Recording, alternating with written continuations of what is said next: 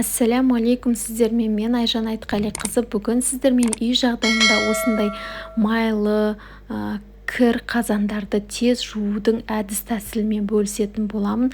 Және де қолжетімді заттардан ешқандай күш жұмсамай уақытыңызды үнемдейтін, бірден кететін әдіс тәсілмен өзім бірінші жасап көрдім. Содан кейін барып сіздерге ұсынып отырмын. Мына менде үйде тұрған мантаварка, бұны мен қолданбаймын, бірақ сіздерге көрсету үшін видеоға түсірдім. Ең алдымен ыдысымызға, менде осындай 20 литрлік ыдыс, осыған су құйдым да астын қайнатып алдым. Қайнап тұрған суға үй жағдайындағы кір жуатын кәдімгі ұнтақты порошокты 10 ас қасық салдым, 10 қасық.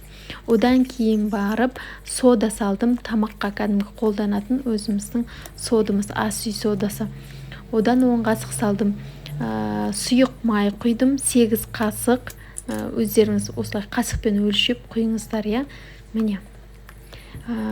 Кір сабын, кез келген кір сабын бола береді. Кірге арналған болса болды. Осыны түгелдей осылай кесіп салып жіберіңіздер. Өзі ішінде еріп кетеді, жоқ болып.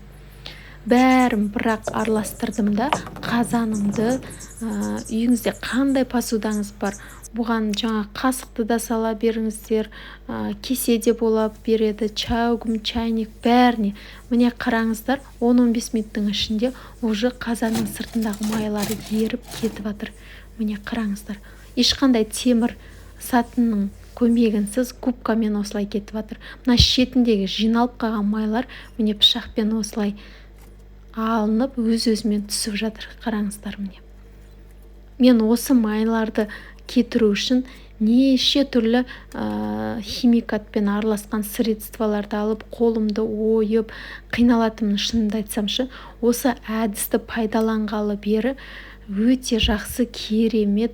Шынымды айтсам, бұл постоянно тазалауды қажет етпейді. Осылай бір тазалап қойсаңыздар, 3-4 айға кетеді. Міне қараңыздар, майлардың бәрі еріп түсіп жатыр. Осыны бірнеше рет қайталаңыздар. Келесін алып, осыны салып қойып, келесін шығарып, тазалап, үстіп кезек-кезегімен істесеңіздер болады. Егер қатты майларыңыз кетпей жатса, темір сатынмен сызсаңыздар болады. Қараңыздар, міне жарқырап, керемет болып шықты. Ешқандай қиындығы жоқ.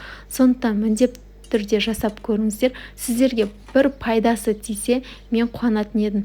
Сондықтан міндетті түрде лайк басып, каналыма тіркеліп, мені жоғалтып алмаңыздар. Қайталап көріңіздер. Міне, қасықтарды қараңыздар, жарқырап тұр. Сіздермен бірге болған Айжан Айтқалиқызы.